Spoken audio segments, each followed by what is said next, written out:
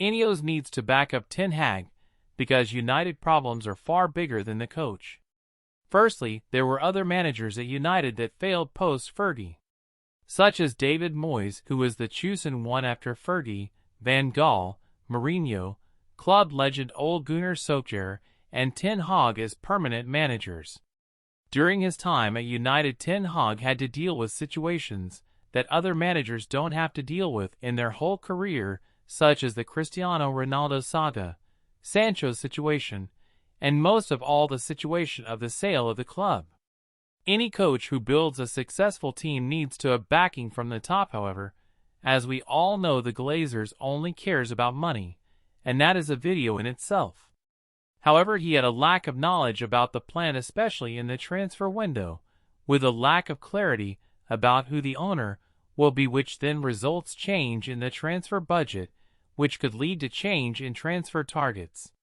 He also had the uncertainty about the director of football, and when a new one will be implemented. Right now, links to the job are Dan Ashworth of Newcastle and Paul Mitchell, who is currently a free agent. There is speculation that they may take John Murdo role, although I don't agree with his decisions sometimes, such as prioritizing Mason Mount, which I did a whole video about, and other decisions such as McTominay playing.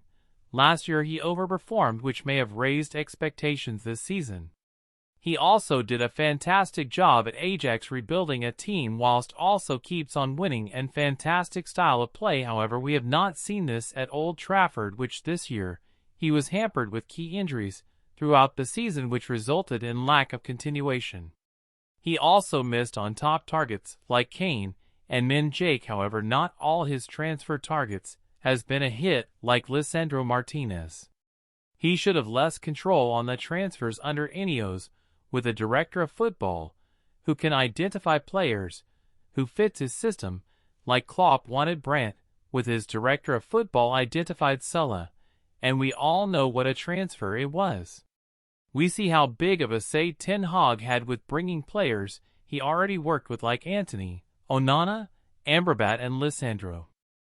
Ten Hag deserves a chance to work with a better structure, since he showed what he did with Ajax in the Holland and in Europe against the likes of Real Madrid and Juventus. He had a very good first year at United after a terrible start, losing the first 2 games. If United decides to sack him right now, there is no candidate available right now to replace him with, and we already saw how interim periods can be a disaster like Rangnick, or false hope like Ole. 2 managers who could replace him in the summer include Nagelsmann, since Euro 2024 will be his last tournament. De Zerbi, however, Brighton will be difficult to deal with. Since there is no outstanding candidate, Ineos should keep him and assess him whilst working with, and start fixing other problems, which are bigger than the manager.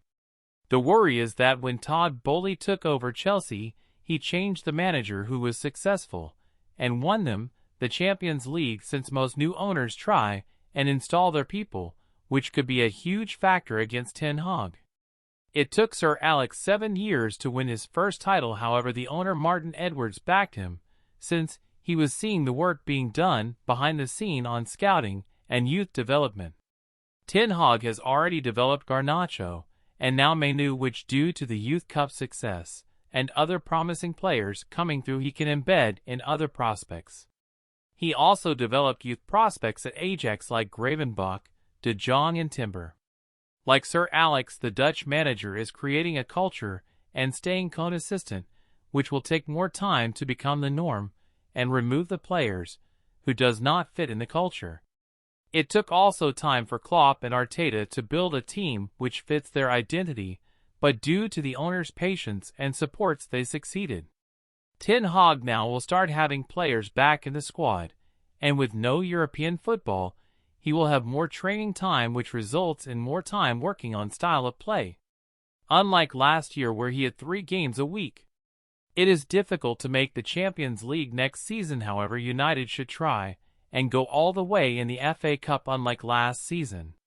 Like Bela Gutmann said, a manager's 3rd season is fatal, and so it will be for Ten Hag if he will succeed at Old Trafford, and we need to wait and see if he will get the chance to have time to have a 3rd season under the Ineos regimes.